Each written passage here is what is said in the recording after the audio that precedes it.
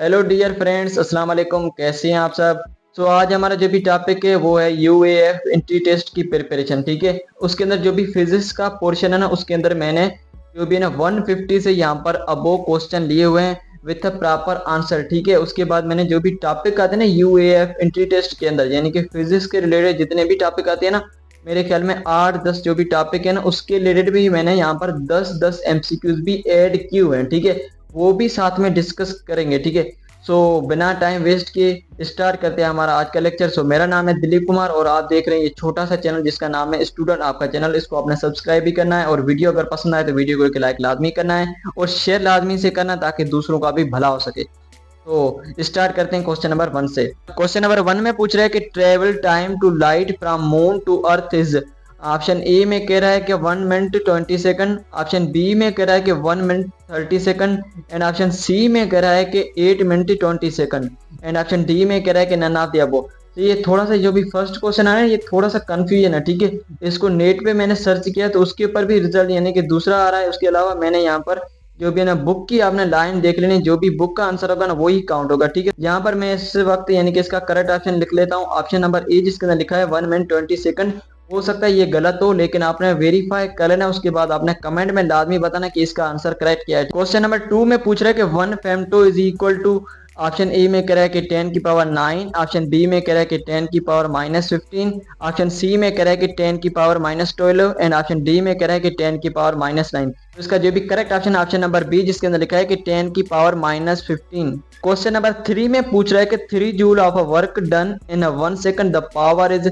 तो पावर का फार्मूला होता है वर्क डन अपान में टाइम। तो वर्क कितना हुआ है 3 जूल, अपान में लिखेंगे 1 सेकंड, उसके बाद आपके सामने ऑप्शन आ जाएगा यानी कि 3 वाट। ठीक है, तो इसका करेक्ट ऑप्शन हो जाएगा ऑप्शन नंबर बी जिसके अंदर लिखा है कि 3 वाट, क्योंकि आपके सामने जो भी ये 3 नंबर क्वेश्चन है इसके अंदर जो भी वर्क डन हुआ है वो 3 जूल हुआ है। ठीक है, इसको आपने ऊपर रखना है, उसके बाद आपने वर्क डन अपान में टाइम होता है, तो टाइम यहाँ पर 1 सेकंड दिया है तो आपने डिवाइड कर देना 1 से। तो इसका जो भी करेक्ट ऑप्शन हो जाएगा ऑप्शन नंबर बी जिसके अंदर लिखा है कि 3 वाट। ठीक है, क्वेश्चन नंबर 4 में पूछ रहा है कि escape velocity is independent of.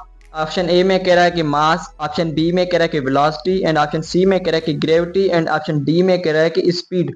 इसका करेक्ट ऑप्शन हो जाएगा ऑप्शन नंबर ए जिसके अंदर लिखा है कि मास के, क्योंकि मास के ऊपर इसकी वेलोसिटी डिपेंड नहीं करती। क्वेश्चन नंबर 5 में पूछ रहा है कि if a body of a mass 10 kilogram is raised vertically through the distance of 1 metre then a work done. तो सिंपल ये वर्क डन का एक सिंपल सा न्यूमेरिकल है, इसको आप सॉल्व कर सकते हैं। वर्क डन का फार्मूला होता है mgh।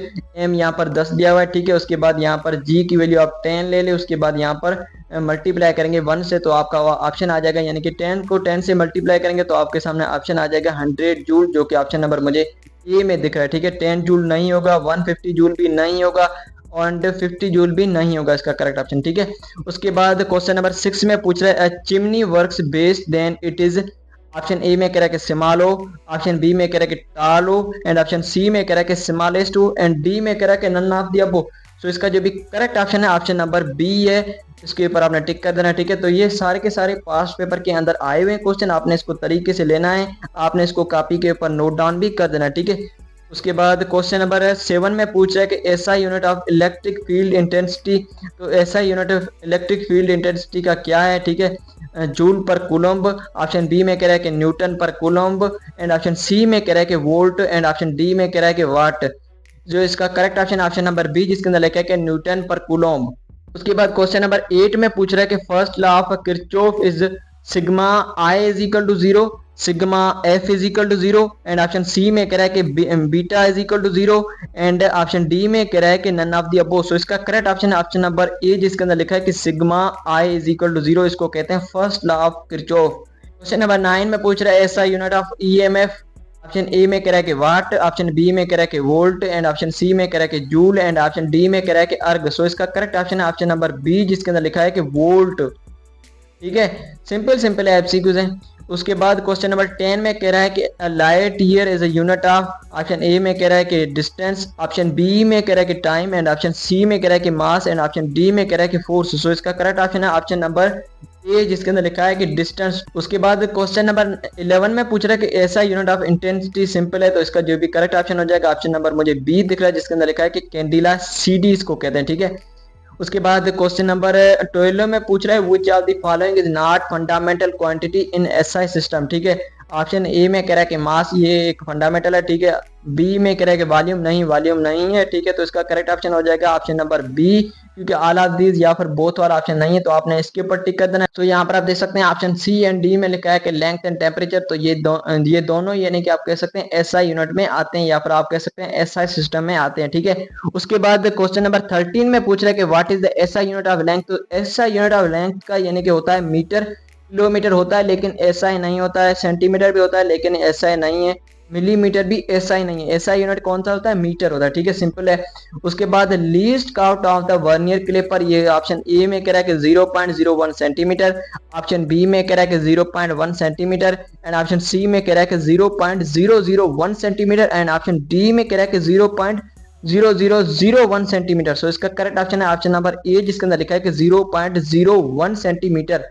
उसके बाद क्वेश्चन नंबर 15 में कह रहा है कि ये रिपीट हो रहा है मेरे ख्याल में, तो इसका करेक्ट ऑप्शन है ऑप्शन नंबर ए, ठीक है। डिस्टेंस है, लाइट ईयर का जो भी यूनिट होता है जहाँ पर डिस्टेंस होगा। उसके बाद ऐसा यूनिट ऑफ टाइम पूछ रहा है, तो ये सिंपल है, इसका जो भी करेक्ट ऑप्शन हो जाएगा ऑप्शन नंबर ए। उसके बाद क्वेश्चन नंबर 17 में पूछ रहा है न्यूटन इज यूनिट ऑफ, तो ये न्यूटन सिंपल होता है, फोर्स का यूनिट है, ठीक है। उसके बाद क्वेश्चन नंबर 18 में पूछ रहा है कि which one quantity is dimension less quantity. Time नहीं है, टाइम का जो भी होता है डायमेंशन, लेंथ का भी डायमेंशन होता है, एंगल का नहीं होता है। क्वेश्चन नंबर 19 में पूछ रहा है कि ऐसा unit of frequency, option A में कह रहा है कि न्यूटन, एंड ऑप्शन बी में कह रहा है कि पास्कल, एंड ऑप्शन सी में कह रहा है कि हर्ट्ज, एंड ऑप्शन डी में कह रहा है कि सेकंड। तो इसका करेक्ट ऑप्शन है ऑप्शन नंबर सी, जिसके अंदर लिखा है कि हर्ट्ज। क्वेश्चन नंबर 20 में पूछ रहा है कि speed is a dash quantity, option A में कह रहा है कि ड्राइव, ऑप्शन बी में कह रहा है कि वेक्टर, ऑप्शन सी में कह रहा है कि फंडामेंटल, एंड ऑप्शन डी में कह रहा है कि नन ऑफ द अबव।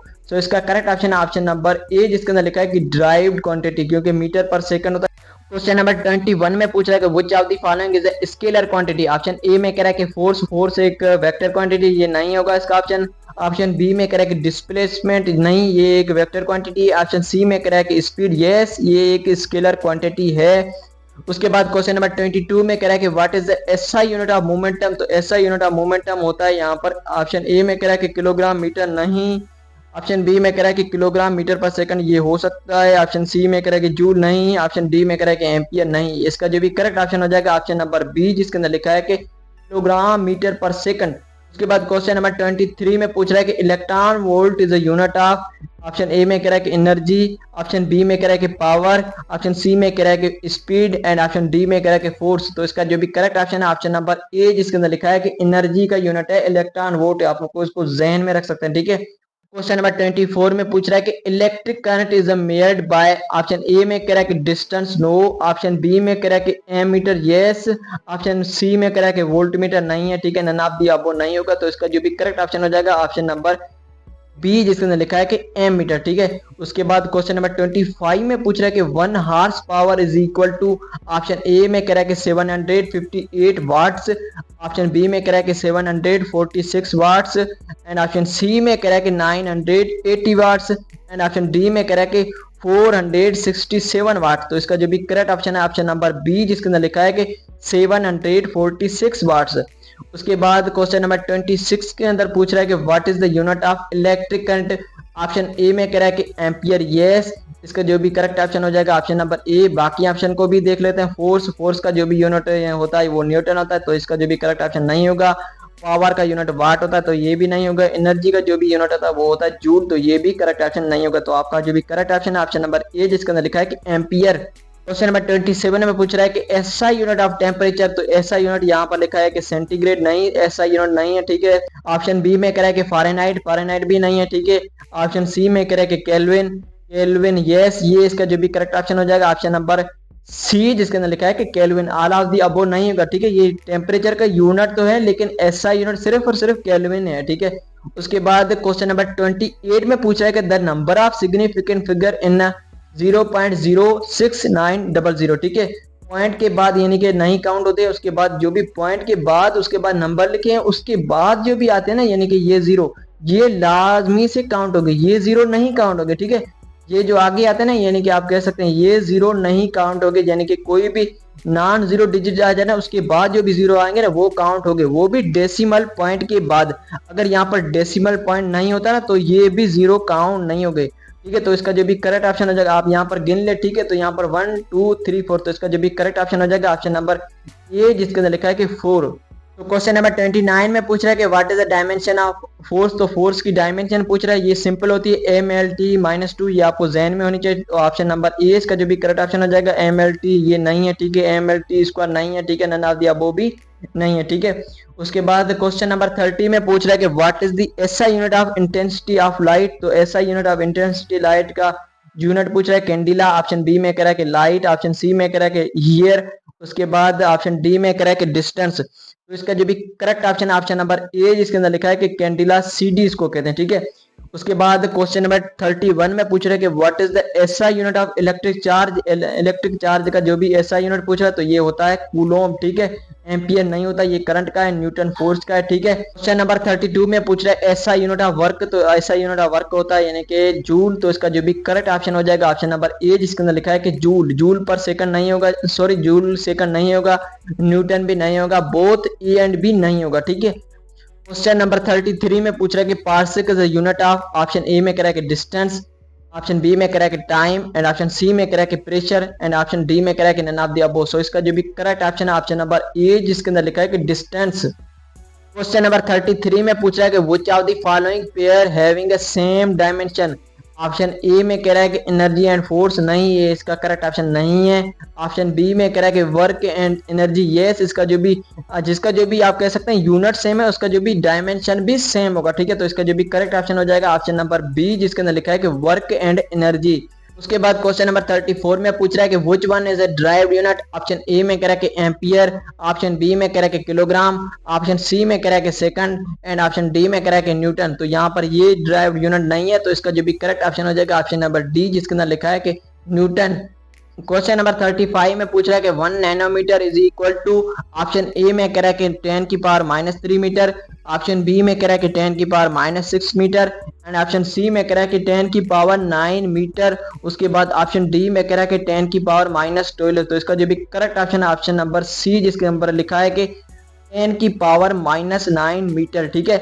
उसके बाद क्वेश्चन नंबर 30 में पूछ रहे हैं नंबर ऑफ सिग्निफिकेंट, यानी कि वही क्वेश्चन आ गया लेकिन यहाँ पर क्वेश्चन डिफरेंट है। तो आप देख सकते हैं यहाँ पर भी आपको मैंने पहले बता दी, यहाँ पर ये जो भी नंबर काउंट हो गए इसके अंदर लिखा है कि 3। तो इसका जो भी करेक्ट ऑप्शन हो जाएगा ऑप्शन नंबर बी, जिसके अंदर लिखा है कि 3, ठीक है। यहाँ पर सिग्निफिकेंट फिगर कितने हैं, 3 है, ठीक है। उसके बाद क्वेश्चन नंबर 37 में पूछ रहा है which of the following is not correct pair, ठीक है। ऑप्शन ए में कह रहा है कि टाइम का यूनिट होता है सेकंड, यस ये करेक्ट है। ऑप्शन बी में कह रहा है कि फोर्स का यूनिट होता है न्यूटन, ये भी करेक्ट है। एंड ऑप्शन सी में कह रहा है कि वर्क का यूनिट होता है जूल, ये भी करेक्ट है। उसके बाद ऑप्शन डी में कह रहा है कि पावर का यूनिट होता है वाट पर सेकंड, नहीं इसका सिंपल और सिंपल यूनिट होता है वाट, ठीक है। वाट पर सेकंड नहीं होता, ठीक है, इसको आप जहन में रख ले।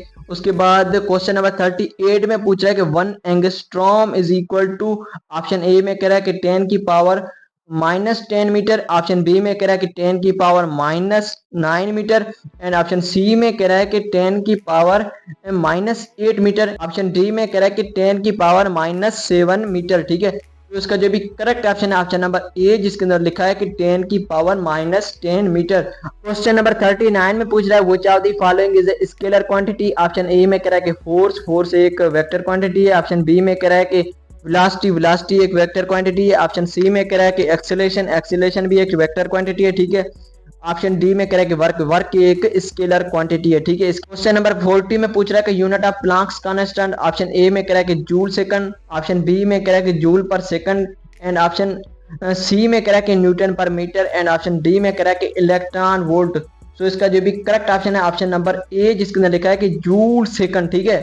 क्वेश्चन नंबर 41 में पूछ रहा है area under the curve force displacement graph, option A में कह रहा है कि फोर्स, ऑप्शन बी में कह रहा है कि डिस्टेंस, एंड ऑप्शन सी में कह रहा है कि वर्क, एंड ऑप्शन डी में कह रहा है कि बोथ ए एंड बी। सो इसका जो भी करेक्ट ऑप्शन है ऑप्शन नंबर सी, जिसके अंदर लिखा है कि वर्क। क्यों यहाँ पर देख सकते हैं एरिया पूछ रहा है, तो एरिया होता है लेंथ इनटू ब्रीथ, या फिर आप कह सकते हैं लेंथ इनटू विड्थ। तो यहाँ पर आपके सामने लिखा है कि फोर्स इनटू डिस्प्लेसमेंट, जब इनको मल्टीप्लाई करेंगे तो आपके सामने रिजल्ट आ जाएगा वर्क, ठीक है। तो ये वर्क की डेफिनेशन भी है force into displacement. Question number 42 में पूछ रहा है a body of mass 2 kilogram moving with velocity 4 metre पर सेकंड देन काइनेटिक एनर्जी। तो ये सिंपल फार्मूला होता है काइनेटिक एनर्जी का हाफ mv²। तो यहाँ पर हाफ, उसके बाद मास यहाँ पर 2 रखेंगे, हाफ और मास यानी कि 2 जो भी कैंसिल हो गया, तो यानी कि यहाँ पर बच गया सिंपल 4। उसके बाद 4 का जब स्क्वायर करेंगे तो आपके सामने ऑप्शन आ जाएगा करेक्ट, ऑप्शन नंबर सी, जिसके अंदर लिखा है कि 16 जूल। ठीक है, क्योंकि 4 का स्क्वायर जो भी सिंपल होता है यानी कि 16 होता है, तो यहाँ पर आपका जो भी करेक्ट ऑप्शन हो जाएगा ऑप्शन नंबर सी। उसके बाद क्वेश्चन नंबर 43 में पूछ रहा है rate of change of angular momentum. तो इसका जो भी करेक्ट ऑप्शन हो जाएगा ऑप्शन नंबर ए में कह रहा है कि फोर्स नहीं, ऑप्शन बी में कह रहा है कि टार्क यस, यही इसका जो भी करेक्ट ऑप्शन है ऑप्शन नंबर बी, क्योंकि rate of change of angular momentum पूछ रहा है, तो इसका जो भी करेक्ट ऑप्शन हो जाएगा ऑप्शन नंबर बी। ठीक है, उसके बाद क्वेश्चन नंबर 44 में पूछ रहा है कि original source of a biomass. Option A में कह रहा है कि अर्थ, ऑप्शन बी में कह रहा है कि मून, एंड ऑप्शन सी में कह रहा है कि सन, एंड ऑप्शन डी में कह रहा है कि स्टार। तो जो भी इसका करेक्ट ऑप्शन है ऑप्शन नंबर सी, जिसके अंदर लिखा है कि सन। क्वेश्चन नंबर 45 में पूछा है कि if a potential difference between the plate of a parallel plate capacitor is a double then the energy store in it will be. Option ए में कह रहा है कि 2 टाइम्स, ऑप्शन बी में कह रहा है कि 4 टाइम, ऑप्शन सी में कह रहा है कि 8 टाइम्स, एंड ऑप्शन डी में कह रहा है कि 10 टाइम्स। ठीक है, तो यहाँ पर इसका जो भी करेक्ट ऑप्शन है ऑप्शन नंबर बी, जिसके अंदर लिखा है कि 4 टाइम। यहाँ पर यानी कि मेरे पास टेबलेट होता ना तो मैं यहाँ पर राइट करके दिखाता, लेकिन यहाँ पर मेरे पास ये माउस है, तो ये माउस है यानी कि सही टाइपिंग नहीं होती है। ठीक है, इस वजह से एक्सट्रीमली सॉरी, यहाँ पर मैं लिख नहीं सकता, अदरवाइज यानी कि आपको मैं प्रूफ भी करा देता यहाँ पर कैसे होता है। ठीक है, उसके बाद क्वेश्चन नंबर 46 में पूछा है ऐसा यूनिट ऑफ फ्लो रेट। तो यहाँ पर ऑप्शन नंबर ए में कह रहा है कि मीटर क्यूब पर सेकंड, ऑप्शन बी में कह रहा है कि मीटर स्क्वायर पर सेकंड, ऑप्शन सी में कह रहा है कि मीटर पर सेकंड, एंड ऑप्शन डी में कह रहा है कि मीटर की पावर 6 पर सेकंड। ठीक है, तो इसका जो भी करेक्ट ऑप्शन है ऑप्शन नंबर ए, जिसके अंदर लिखा है कि मीटर क्यूब पर सेकंड, ये होता है फ्लो रेट का यूनिट। ठीक है, क्वेश्चन नंबर 47 में पूछ रहा है कि rectangular coordinate system is also called polar coordinate. नहीं, ऑप्शन बी में कह रहा है कि कार्टेशियन कोऑर्डिनेट सिस्टम, यस इसको कहते हैं कार्टेशियन कोऑर्डिनेट सिस्टम। किसको?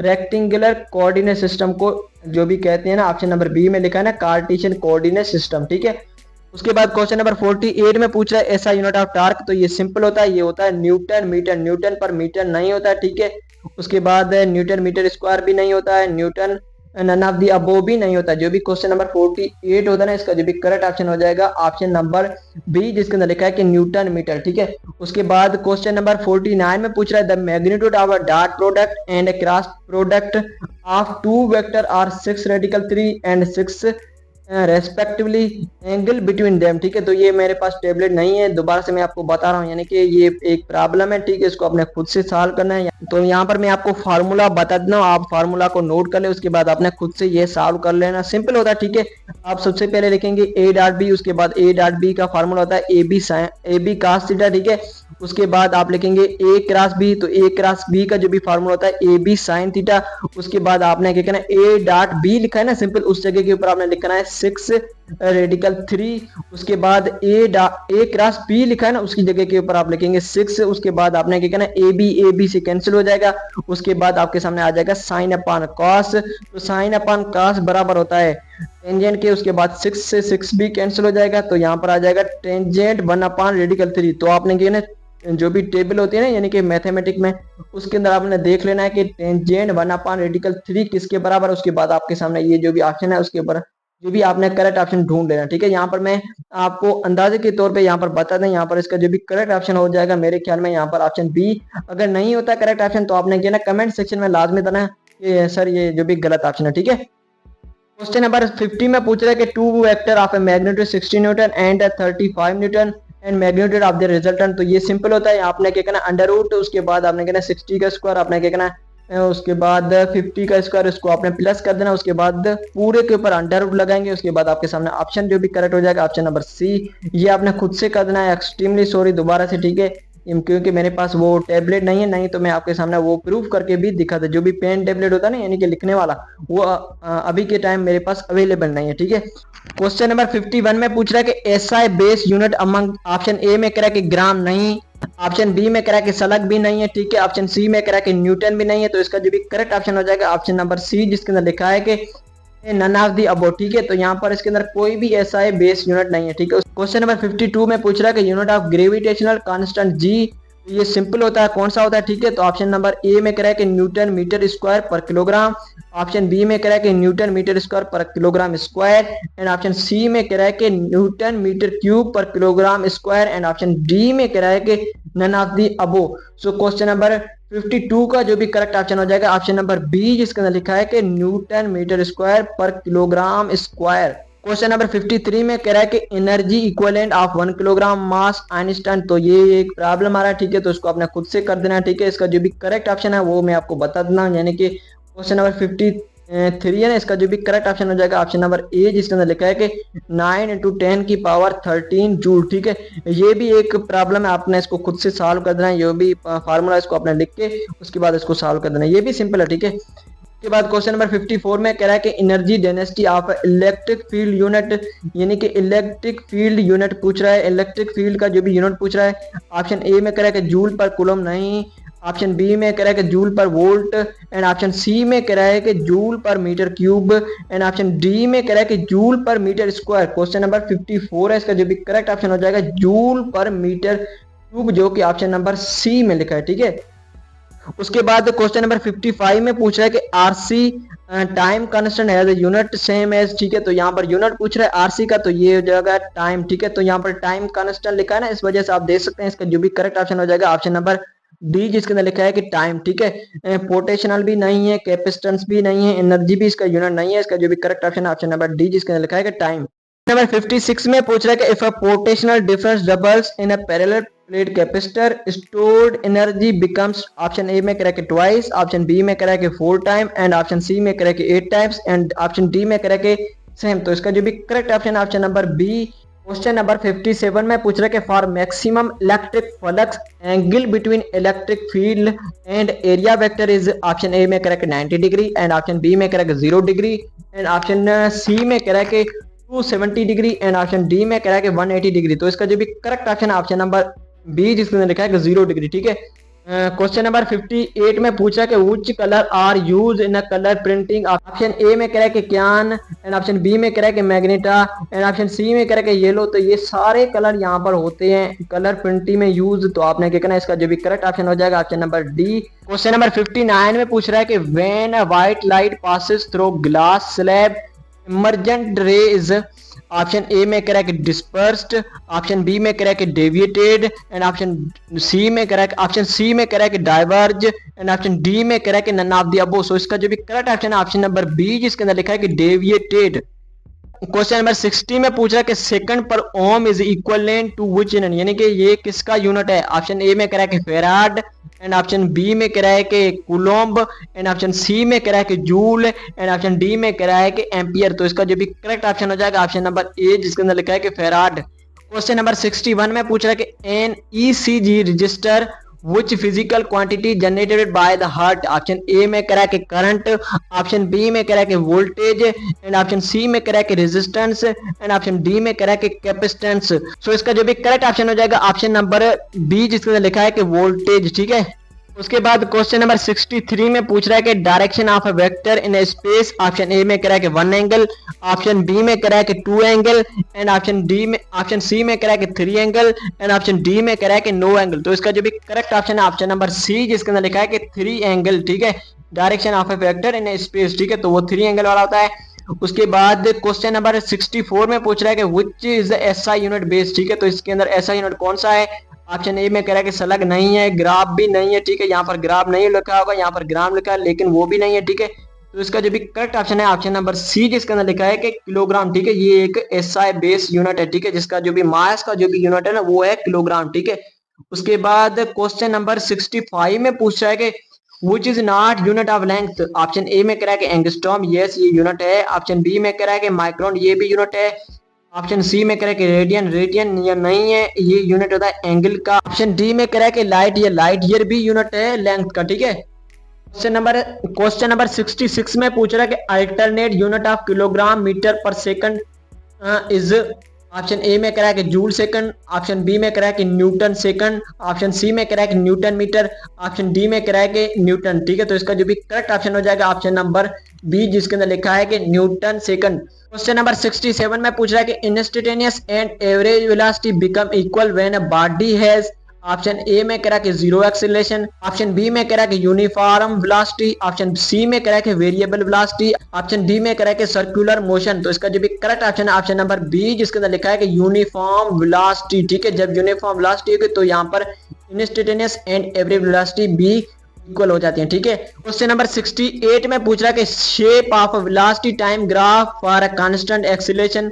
ऑप्शन ए में कह रहा है कि स्ट्रेट लाइन, ऑप्शन बी में कह रहा है कि पैराबोला, एंड ऑप्शन सी में कह रहा है कि inclined curve, and option D में कह रहा है कि डिक्लाइंड कर्व। सो इसका जो भी करेक्ट ऑप्शन है ऑप्शन नंबर ए, जिसके अंदर लिखा है कि स्ट्रेट लाइन। उसके बाद क्वेश्चन नंबर 69 में पूछ रहा है कि which law is also called law of inertia. Option ए में कह रहा है कि first law of motion, yes इसको ही कहते हैं फर्स्ट लॉ ऑफ मोशन को भी लॉ ऑफ इनर्शिया भी कैसे। क्वेश्चन नंबर 70 में पूछ रहा है कि acceleration of a free falling body is, option ए में कह रहा है कि जीरो नहीं, ऑप्शन बी में कह रहा है कि 9 मीटर पर सेकंड स्क्वायर, ऑप्शन सी में कह रहा है कि 30 मीटर पर सेकंड स्क्वायर, ऑप्शन डी में कह रहा है कि -9 मीटर पर सेकंड स्क्वायर। तो यहाँ पर आप देख सकते हैं इसका जो भी करेक्ट ऑप्शन हो जाएगा ऑप्शन नंबर बी, जो कि लिखा है कि 9 मीटर पर सेकंड स्क्वायर। ठीक है, ये भी करेक्ट ऑप्शन नहीं है। ठीक है, आपको उसको करेक्ट कर लेना, वो होता है 9.8 मीटर पर सेकंड स्क्वायर, यहाँ पर 9.8 भी होना चाहिए था। ठीक है, क्वेश्चन नंबर 71 में पूछ रहा है कि dimension of a viscosity coefficient.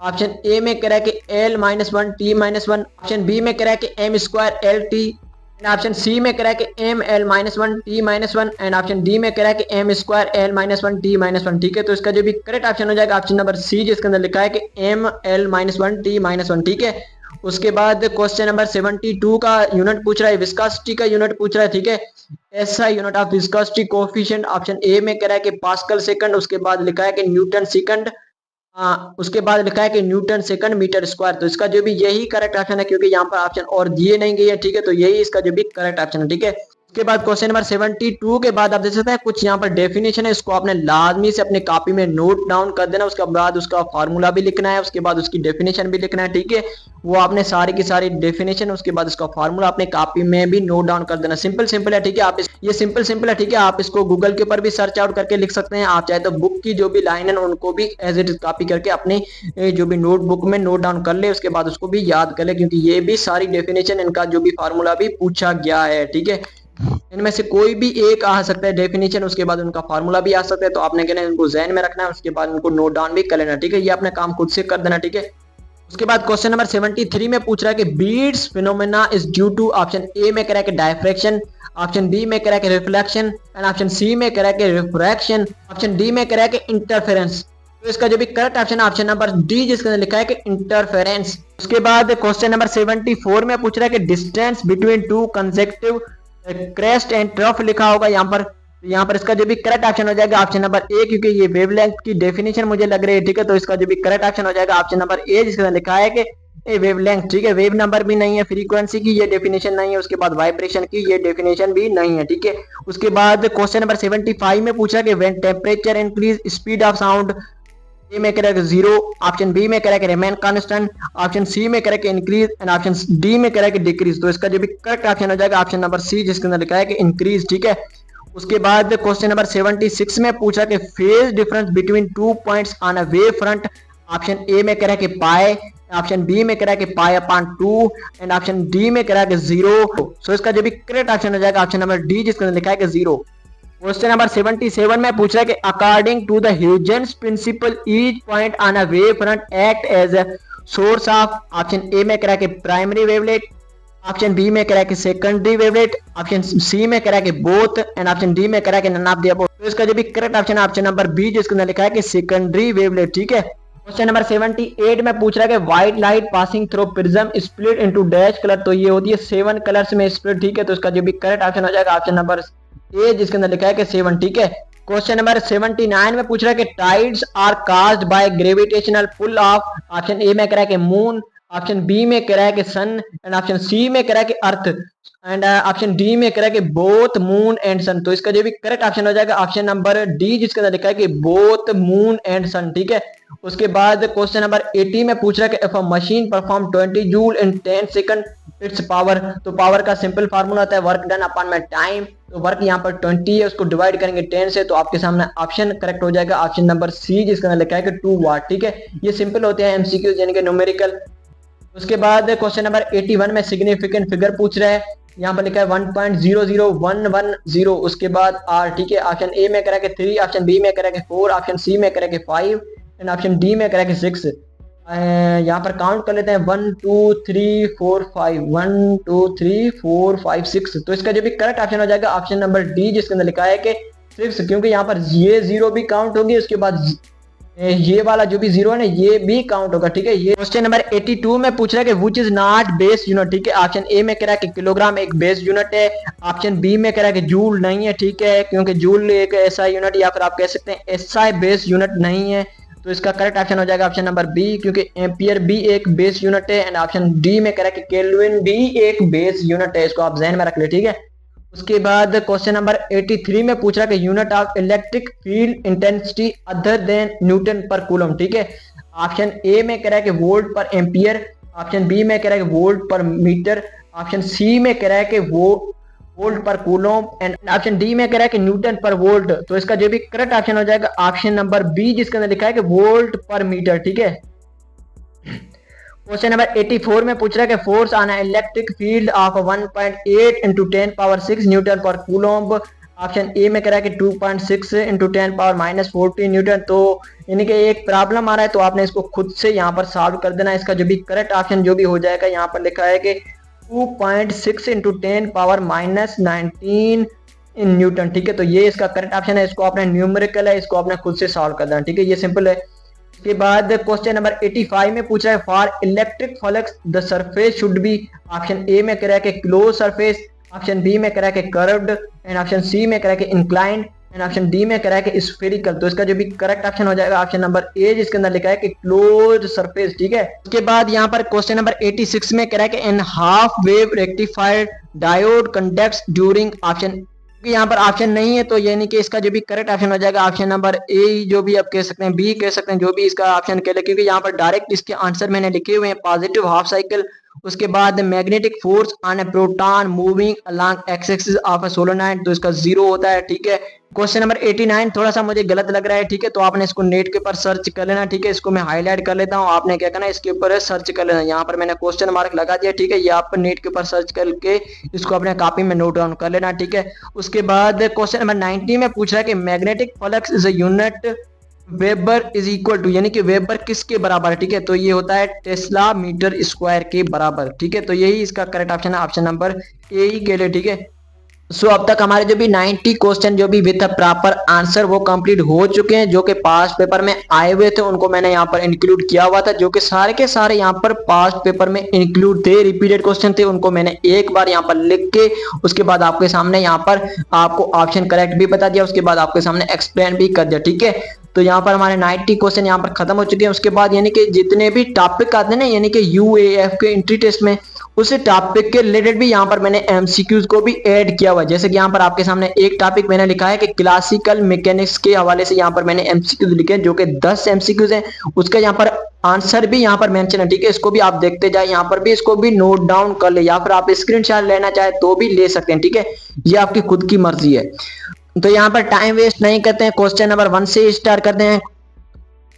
Question number 1 में पूछ रहा है कि ऐसा यूनिट ऑफ फोर्स, तो ये सिंपल होता है, न्यूटन होता है, ठीक है, इसको आप ज़हन में रख ले। उसके बाद ये भी रिपीटेड एमसीक्यू लग रहा है, ठीक है मुझे। उसके बाद which Newton's law explain the concept of inertia, तो ये एक्सप्लेन किया था first law of a motion ने, ठीक है। क्वेश्चन नंबर 3 में पूछ रहा है कि work is defined as, option ए में कह रहा है कि force into area, option B में कह रहा है कि force into velocity and option सी में कह रहा है कि फोर्स इनटू डिस्प्लेसमेंट। तो इसका जो भी करेक्ट ऑप्शन है ऑप्शन नंबर सी लग रहा है, क्योंकि यहाँ पर फोर्स इनटू डिस्प्लेसमेंट लिखा है, तो ये वर्क की डेफिनेशन होती है, ठीक है। उसके बाद काइनेटिक एनर्जी का फार्मूला पूछ रहा है, तो ये होता है हाफ mv स्क्वायर। तो इसका जो भी करेक्ट ऑप्शन हो जाएगा ऑप्शन नंबर सी हो जाएगा, क्योंकि यहाँ पर mv स्क्वायर लिखा है, यहाँ पर हाफ नहीं लिखा, हाँ यहाँ पर हाफ लिखा है लेकिन v स्क्वायर नहीं लिखा, तो इसका जो भी करेक्ट ऑप्शन हो जाएगा ऑप्शन नंबर सी। उसके बाद क्वेश्चन नंबर 5 में पूछ रहा है मोमेंटम की यानी कि डेफिनेशन या फिर फार्मूला पूछ रहा है, तो ये सिंपल होता है, ये होता है मास इनटू वेलोसिटी। उसके बाद क्वेश्चन नंबर 6 में पूछ रहा है कि स्केलर क्वांटिटी कौन सी है, तो इसके अंदर स्केलर क्वांटिटी यहाँ पर वेलोसिटी नहीं है, एक्सीलरेशन भी नहीं है, डिस्प्लेसमेंट एक वेक्टर क्वांटिटी है, तो इसका जो भी करेक्ट ऑप्शन हो जाएगा ऑप्शन नंबर डी, जिसके अंदर लिखा है कि स्पीड, ठीक है। उसके बाद यूनिट ऑफ पावर, तो ये सिंपल होती है, वाट होती है, ठीक है, इसको आप ध्यान में रख ले। उसके बाद एक्सीलरेशन ड्यू टू ग्रेविटी की वैल्यू पूछ रहा है, तो ये होती है 9.8, क्योंकि यहाँ पर 9.8 लिखा है तो यहाँ पर आपने इसके ऊपर टिक करना है। ऐसा नहीं है कि आपने 10 के ऊपर ही टिक करके आ जाए, ठीक है, यहाँ पर 9.8 मेंशन है तो आपने इसके ऊपर टिक लगाना है। उसके बाद न्यूटन थर्ड लॉ की स्टेटमेंट बताओ, ठीक है। Every object continue in motion, नहीं, ये इसका करेक्ट ऑप्शन नहीं है, ठीक है, ये गलत हो गया। उसके बाद ऑप्शन बी में कह रहा है कि F is equal to M A, नहीं ये भी नहीं है, ठीक है, ये सेकंड लॉ की है, ठीक है। उसके बाद सी में कह रहा है कि फॉर एवरी रिएक्शन, उसके बाद ऑप्शन सी में कह रहा है कि for every action there is an equal and opposite reaction, yes यही इसकी डेफिनेशन है, किसकी, न्यूटन थर्ड लॉ की डेफिनेशन है, ठीक है। उसके बाद क्वेश्चन नंबर 10 में पूछ रहा है कि which of the following has a greatest inertia. Option ए में कह रहा है कि tennis ball, no. Option B में कह रहा है कि क्रिकेट बॉल। ऑप्शन सी में कह रहा है कि कार। ऑप्शन डी में कह रहा है कि बाइसिकल। तो इसका जो भी करेक्ट ऑप्शन हो जाएगा ऑप्शन नंबर सी, क्योंकि यहाँ पर कार जो भी ना सबसे जो भी हाईएस्ट इनर्शिया रखता है, ठीक है। उसके बाद आप देख सकते हैं इलेक्ट्रिसिटी एंड मैग्नेटिज्म के भी क्वेश्चन आए हुए हैं, देखो मैंने यहाँ पर 10 एमसीक्यूज यहाँ पर मैंने यहाँ पर लिखे हुए हैं, ठीक है, इसको भी हम साथ में डिस्कस करते हैं, ठीक है। सो स्टार्ट करते हैं क्वेश्चन नंबर 1 से। यहाँ पर पूछ रहा है कि SI unit of electric charge, तो ये होता है कूलोम्ब। यहाँ पर ऑप्शन डी इसका जो भी करेक्ट ऑप्शन हो जाएगा, ठीक है। यहाँ पर वैसे यहाँ पर ऑप्शन लिखे हुए हैं, ठीक है, इसका आंसर लिखा हुआ है ऑप्शन नंबर डी, ठीक है। उसके बाद ओम्स लॉ की डेफिनेशन बताओ, ठीक है, तो ये होती है V is equal to I R, ठीक है, ये इसका करेक्ट ऑप्शन है, ठीक है। उसके बाद क्वेश्चन नंबर 3 में पूछ रहा है resistance of a conductor depend upon length के ऊपर भी लेंथ के ऊपर भी डिपेंड करता है। ऑप्शन बी में लिखा है कि क्रॉस सेक्शन एरिया, इसके ऊपर भी डिपेंड करता है। मटेरियल एंड टेम्परेचर के ऊपर भी डिपेंड करता है। इसका जो भी करेक्ट ऑप्शन हो जाएगा ऑप्शन नंबर डी, जिसके अंदर लिखा है कि ऑल ऑफ द अबोव। उसके बाद क्वेश्चन नंबर 4 में पूछ रहा है कि यूनिट ऑफ इलेक्ट्रिक पोटेंशियल, तो ये सिंपल होता है, ये होता है वोल्ट, ठीक है। तो उसके बाद क्वेश्चन नंबर 5 में पूछ रहा है कि the force between two charges is inversely proportional to, तो ये इनवर्सली प्रोपोर्शनल होता है square of the distance and directly proportional होता है प्रोडक्ट ऑफ द चार्जेस। तो इसका जो भी करेक्ट ऑप्शन हो जाएगा ऑप्शन नंबर बी, जिसके अंदर लिखा है कि square of the distance. Question number 6 में पूछ रहा है कि current is defined as, option ए में कह रहा है कि flow of resistance, no. Flow of voltage, no. Option सी में कह रहा है कि flow of charge per unit time. So इसका जो भी करेक्ट ऑप्शन हो जाएगा ऑप्शन नंबर सी, जिसके अंदर लिखा है कि flow of charge per unit time. उसके बाद क्वेश्चन नंबर 7 में पूछ रहा है कैपेसिटर स्टोर्स, ऑप्शन ए में कह रहा है कि energy in the form of magnetic field. Option B में कह रहा है कि रेजिस्टेंस, एंड ऑप्शन सी में कह रहा है कि energy in the form of electric field, and option D में कह रहा है कि हीट। तो इसका जो भी करेक्ट ऑप्शन है ऑप्शन नंबर सी, जिसके अंदर लिखा है कि energy in the form of electric field, magnetic field नहीं होगा, ठीक है। उसके बाद यूनिट ऑफ कैपेसिटेंस, तो ये होती है फेराड, ऑप्शन सी इसका जो भी करेक्ट ऑप्शन हो जाएगा। उसके बाद यहाँ पर लिखा है कि in a series circuit total resistance is equal to, तो इसके अंदर कह रहा है कि less than smallest resistor, no. The sum of individual, yes यही इसका जो भी करेक्ट ऑप्शन है ऑप्शन नंबर बी इसका जो भी करेक्ट ऑप्शन हो जाएगा। उसके बाद क्वेश्चन नंबर 10 में पूछ रहा है कि which instrument used to measure the current, तो ये होता है एमीटर। वोल्ट मीटर नहीं, गैल्वानोमीटर भी नहीं है, इलेक्ट्रोमीटर भी हो नहीं, ये भी नहीं है, ठीक है। उसके बाद यहाँ पर कुछ ऑप्टिक्स के जो भी क्वेश्चन आ रहे हैं उसको भी हम डिस्कस कर लेते हैं, वो भी है मेरे ख्याल में यहाँ पर 10 मैंने ऐड किए हुए हैं, ठीक है। तो यहाँ पर क्वेश्चन नंबर 1 में पूछ रहा है कि the phenomena explain the formation of a rainbow. Option A में कह रहा है कि डायफ्रेक्शन, ऑप्शन बी में कह रहा है कि इंटरफेरेंस, ऑप्शन सी में कह रहा है कि refraction and dispersion, option D में कह रहा है कि पोलराइजेशन। तो इसका जो भी करेक्ट ऑप्शन है ऑप्शन नंबर सी, ठीक है, वहां पर मेंशन भी है, ठीक है, ऑप्शन सी इसका जो भी करेक्ट ऑप्शन है, ठीक है, यहाँ पर मेंशन भी है। उसके बाद 2 में पूछ रहा है concave lens as always produce image that is, option ए में कह रहा है कि रियल इनवर्ट, नो, ये तो इमेज नहीं करता क्योंकि ये कॉनकेव लेंस लिखा है, तो ये इसका जो भी करेक्ट ऑप्शन नहीं होगा। ऑप्शन बी में कह रहा है कि वर्चुअल अपराइट, यस यही इसका जो भी करेक्ट ऑप्शन है। उसके बाद क्वेश्चन नंबर 3 में पूछ रहा है कि यूनिट ऑफ पावर लेंस, तो ये होती है डायप्टर, मीटर नहीं होगी, ठीक है, इसका जो भी करेक्ट ऑप्शन हो जाएगा ऑप्शन नंबर बी। उसके बाद क्वेश्चन नंबर 4 में पूछ रहा है कि when light passes from air into glass it speeds up, उसके बाद कह रहा है स्लो डाउन, एंड ऑप्शन सी में कह रहा है कि मेंटेन द स्पीड। उसके बाद bends away from the normal, तो इसका जो भी करेक्ट ऑप्शन हो जाएगा ऑप्शन नंबर बी, जिसके अंदर लिखा है कि स्लो डाउन, ठीक है, ये स्लो डाउन होता है जब पासेस होती है एयर इनटू ग्लास में, ठीक है। उसके बाद 5 में पूछ रहा है which colour of light has the shortest wavelength. Option A में कह रहा है कि रेड नहीं, ग्रीन नहीं है, ठीक है, ब्लू भी नहीं है। इसका जो भी करेक्ट ऑप्शन हो जाएगा ऑप्शन नंबर डी, जिसके अंदर लिखा है कि वायलेट, ठीक है। इसकी जो भी है वेवलेंथ हाई, सॉरी शॉर्टेस्ट होती है, और रेड की जो भी है ना वो हाई होती है, ठीक है। उसके बाद 6 में पूछ रहा है कि focal length of a plane mirror. Option ए में कह रहा है कि 0, ऑप्शन बी में कह रहा है कि इन्फिनिटी। यस, यही इसका जो भी करेक्ट ऑप्शन है, इन्फिनिटी के ऊपर होती है, नेगेटिव नहीं, पॉजिटिव भी नहीं है, ठीक है। 7 में पूछ रहा है कि in convex mirror the image formed is always. Option ए में कह रहा है कि real inverted, no. Option B में कह रहा है कि virtual and enlarge, and option सी में कह रहा है कि वर्चुअल एंड डिमिनिश्ड। तो ये इसका जो भी करेक्ट ऑप्शन है ऑप्शन नंबर सी इसका जो भी करेक्ट ऑप्शन हो जाएगा। उसके बाद क्वेश्चन नंबर 8 में पूछ रहा है कि Young double slit experiment demonstrates the particle nature of a light. Option B में कह रहा है कि wave nature of light, and option सी में कह रहा है कि speed of light, and option D में कह रहा है कि लॉ ऑफ रिफ्लेक्शन। तो इसका जो भी करेक्ट ऑप्शन हो जाएगा ऑप्शन नंबर बी, जिसके अंदर लिखा है कि wave nature of a light, ठीक है। तो यहाँ पर ये 8 क्वेश्चन थे जिनको मैंने मेंशन कर दिया, ठीक है। यहाँ पर 10 नहीं है, ठीक है। 2 क्वेश्चन वो हो सकते हैं रिपीटेड हो, उसके लिए मैंने काट दिए हो, ठीक है। उसके बाद आप देख सकते हैं थर्मोडायनेमिक के क्वेश्चन भी आ रहे हैं, ठीक है। इनको भी मैंने यहाँ पर इंक्लूड किया हुआ है, ठीक है। ये भी टॉपिक आता है यूएएफ की एंट्री टेस्ट में, ठीक है। क्वेश्चन नंबर 1 में पूछ रहा है कि which of the following is correct unit of temperature. Joule नहीं होता है, ठीक है। ये वर्क का होता है, न्यूटन फोर्स का होता है, केल्विन, यस ये इसका करेक्ट ऑप्शन है, क्योंकि टेम्परेचर का जो भी ऐसा यूनिट है वो ही केल्विन है। उसके बाद ये इसका जो भी करेक्ट ऑप्शन है, क्योंकि ये एक यूनिट है टेम्परेचर का। क्वेश्चन नंबर 2 में पूछ रहा है कि first law of a thermodynamic is a restatement of a law of. Option ए में कह रहा है कि conservation of energy, yes. Option B में कह रहा है कि मास, नो। मोमेंटम का भी नहीं है। ऑप्शन डी में कह रहा है कि हीट, नहीं। इसका जो भी करेक्ट ऑप्शन है ऑप्शन नंबर ए, जिसके अंदर लिखा है कि कंजर्वेशन ऑफ एनर्जी, ठीक है। उसके बाद क्वेश्चन नंबर 3 में पूछ रहा है कि which thermodynamic process occurs eight a constant temperature. तो यहाँ पर लिखा है कि कांस्टेंट प्रेशर, तो इसका जो भी करेक्ट ऑप्शन हो जाएगा ऑप्शन नंबर डी, जिसके अंदर लिखा है कि आइसोबैरिक, क्योंकि आइसोबैरिक में होता है कांस्टेंट प्रेशर, एंड आइसोथर्मल में होता है टेम्परेचर कांस्टेंट, एंड आइसोकोरिक में होता है वॉल्यूम कांस्टेंट। उसके बाद एडियाबैटिक में होती है नो हीट ट्रांसफर, ठीक है। इसको आप ध्यान में रख ले सारे प्रोसेस को, ये सिंपल होते हैं, ठीक है। उसके बाद internal energy of ideal gas depend only on. Option A में कह रहा है कि वॉल्यूम, नो। ऑप्शन बी में कह रहा है कि प्रेशर, नो। इंटरनल एनर्जी तो ये होती है टेम्परेचर के ऊपर डिपेंडेंट, ठीक है। 5 में पूछ रहा है कि entropy is the measure of heat, no. Option B में कह रहा है कि वर्क डन, एंड ऑप्शन सी में कह रहा है कि डिसऑर्डर इन द सिस्टम। यही इसका जो भी करेक्ट ऑप्शन है ऑप्शन नंबर सी इसका जो भी करेक्ट ऑप्शन हो जाएगा। उसके बाद ऐसा unit of heat, option A में कह रहा है कि केल्विन, ऑप्शन बी में कह रहा है कि कैलोरी, ऑप्शन सी में कह रहा है कि joule, and option D option D में कह रहा है कि वाट। तो इसका जो भी correct option option number C, जिसके अंदर लिखा है कि जूल, ठीक है। क्वेश्चन नंबर 7 में पूछ रहा है कि in adiabatic process the heat is constant, no. Pressure is constant, no. Volume is constant, no. इसका जो भी करेक्ट ऑप्शन हो जाएगा नो हीट ट्रांसफर, या फिर आप कह सकते हैं नो हीट एक्सचेंज, ठीक है। तो यही इसका जो भी correct option option number D. उसके बाद 8 में पूछ रहा है कि which of the following statement are true about the reversible process। Option ए में कह रहा है कि it is a very fast, no.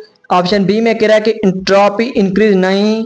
Option सी में कह रहा है कि no net change in entropy, yes यही इसका जो भी करेक्ट ऑप्शन है ऑप्शन नंबर सी इसका जो भी करेक्ट ऑप्शन हो जाएगा। क्वेश्चन नंबर 9 में पूछ रहा है कि which of the following is thermodynamic system. Option A में कह रहा है कि open system, yes. Close system भी होता है, आइसोलेटेड सिस्टम भी होता है। इसका जो भी करेक्ट ऑप्शन हो जाएगा ऑप्शन नंबर डी, जिसके अंदर लिखा है कि all of the above system ये होते हैं थर्मोडायनेमिक सिस्टम है, ठीक है। उसके बाद मॉडर्न फिजिक्स के भी जो भी एमसीक्यूज आ रहे हैं उसको भी हम डिस्कस कर लेते हैं, ठीक है। तो यहाँ पर एमसीक्यूज नंबर 1 में पूछ रहा है कि nucleus of an atom is composed of. Option ए में कह रहा है कि proton and electron, no electron नहीं होता है, ठीक है। प्रोटॉन एंड न्यूट्रॉन, यही इसका जो भी करेक्ट ऑप्शन मुझे दिख रहा है, तो इसका जो भी ये करेक्ट ऑप्शन हो जाएगा। उसके बाद which of the following is the highest penetrating power। Option A में कह रहा है कि अल्फा, नो। बीटा नहीं है, इसका जो भी करेक्ट ऑप्शन हो जाएगा ऑप्शन नंबर सी, जिसके अंदर लिखा है कि गामा रेज, ठीक है। क्वेश्चन नंबर 3 में पूछ रहा है कि rest mass energy of electron is approximately, तो आप इसको ज़हन में रख ले। इसका जो भी करेक्ट ऑप्शन है ऑप्शन नंबर बी, जिसके अंदर लिखा है कि 0.511 मेगा इलेक्ट्रॉन वोल्ट, ठीक है। उसके बाद क्वेश्चन नंबर 4 में पूछ रहा है कि isotope used in nuclear power plant, तो ये होता है यूरेनियम 235 वाला, ठीक है। इसका जो भी करेक्ट ऑप्शन हो जाएगा ऑप्शन नंबर सी। उसके बाद 5 में पूछ रहा है कि in Einstein's equation E is equal to mc square, E is equal to mc square, ठीक है। C स्टैंड फॉर, तो ये C स्टैंड फॉर होती है स्पीड ऑफ लाइट, ना के चार्ज होती है, ना के कैपेसिटेंस होती है, ना के करंट होती है। तो इसका जो भी करेक्ट ऑप्शन है ऑप्शन नंबर बी। उसके बाद 6 में पूछ रहा है कि Bohr model of atom explains. Option ए में कह रहा है कि electrical conductivity no, photo electric effect no, atomic. Option सी में कह रहा है कि एटॉमिक स्पेक्ट्रा, यही इसका जो भी करेक्ट ऑप्शन है। रेडियो एक्टिविटी को भी नहीं एक्सप्लेन किया था, ठीक है। 7 में पूछा है कि न्यूट्रॉन इज ए, न्यूट्रॉन एक नेगेटिवली नहीं होता है, न्यूट्रल होता है, ठीक है। तो इसका जो भी करेक्ट ऑप्शन हो जाएगा ऑप्शन नंबर सी। उसके बाद रेडियो एक्टिविटी इज ये होता है। 8 में पूछ रहा है कि क्वेश्चन नंबर 8 में पूछ रहा है कि radio activity is a dash process, तो ये होता है न्यूक्लियर प्रोसेस, ठीक है। इसको आप ज़हन में रख ले, ऑप्शन सी इसका करेक्ट ऑप्शन हो जाएगा। उसके बाद 9 में पूछ रहा है कि half life is the time in which, तो इसका जो भी करेक्ट ऑप्शन मुझे दिख रहा है ऑप्शन नंबर बी में लिख रहा है, क्योंकि यहाँ पर ऑल न्यूक्लियर नहीं होगा, रेडिएशन इज मैक्सिमम नहीं, radio sample becomes inert no. इसका जो भी करेक्ट ऑप्शन हो जाएगा ऑप्शन नंबर बी, जिसके अंदर लिखा है कि half the radio nuclear decay, ठीक है।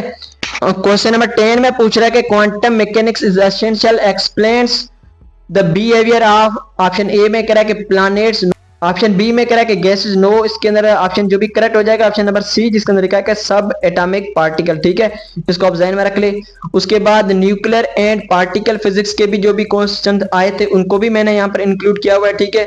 ये भी मोस्ट इंपॉर्टेंट एमसीक्यू है, ठीक है, पहले बता रहा हूँ। क्वेश्चन नंबर 1 में पूछ रहा है कि number of proton in nucleus is called mass number, no. Atomic number, yes, इसको कहते हैं एटॉमिक नंबर, ठीक है। इसका जो भी करेक्ट ऑप्शन हो जाएगा ऑप्शन नंबर बी, जिसके अंदर लिखा है कि एटॉमिक नंबर। उसके बाद 2 में पूछ रहा है which particle emitted in beta minus, ठीक है, बीटा माइनस, ठीक है। तो इसका जो भी करेक्ट ऑप्शन हो जाएगा न्यूट्रॉन, नो, प्रोटॉन भी नहीं है, अल्फा पार्टिकल भी नहीं।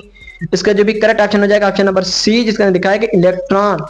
उसके बाद which of the following is not hadron, HADRON, hadron, ठीक है। ए में कह रहा है कि प्रोटॉन, नो। ऑप्शन बी में कह रहा है कि न्यूट्रॉन, नो। इसका जो भी करेक्ट ऑप्शन हो जाएगा इलेक्ट्रॉन, ठीक है।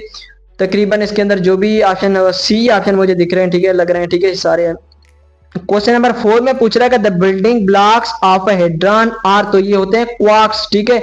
ऑप्शन सी इसका जो भी मुझे दिख रहा है करेक्ट हो जाएगा। उसके बाद 5 में पूछ रहा है कि which force is responsible for holding proton and neutron together in a nucleus, तो ये होता है स्ट्रॉन्ग न्यूक्लियर फोर्स, ठीक है। 6 में पूछ रहा है कि what is the conserved in all nuclear reaction, तो ये होता है मास, एनर्जी एंड चार्ज भी कंजर्व होती है, ठीक है। तो इसका जो भी करेक्ट हो जाएगा ऑप्शन नंबर सी, जिसके अंदर लिखा है कि मास, एनर्जी एंड चार्ज, ठीक है। उसके बाद 7 में पूछ रहा है कि half life radio active isotope is required for, तो इसका जो भी करेक्ट ऑप्शन मेरे ख्याल में ये रिपीट हो रहा है, तो इसका जो भी करेक्ट ऑप्शन हो जाएगा ऑप्शन नंबर बी। उसके बाद anti particle of electron is called, इसको कहते हैं पॉजिट्रॉन।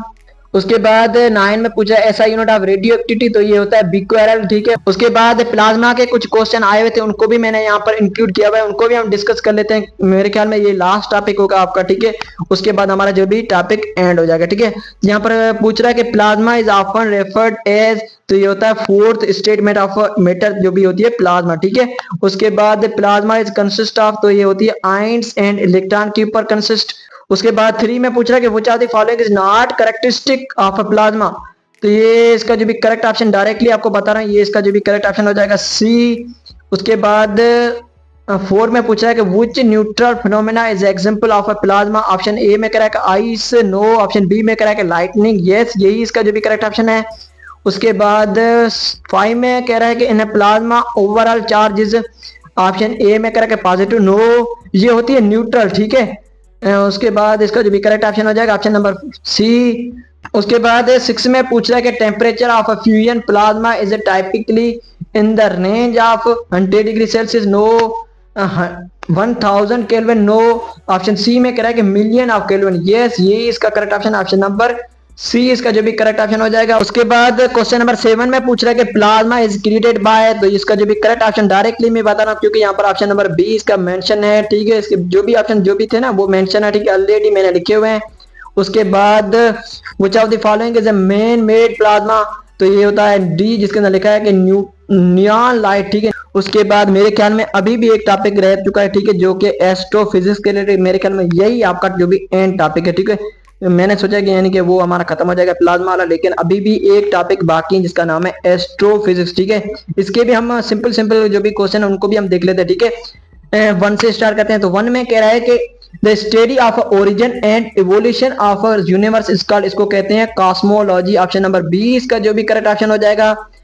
उसके बाद टू में कह रहा है कि which force governs the motion of a celestial bodies, तो ये गवर्न करता है ग्रेविटेशनल फोर्स, ठीक है।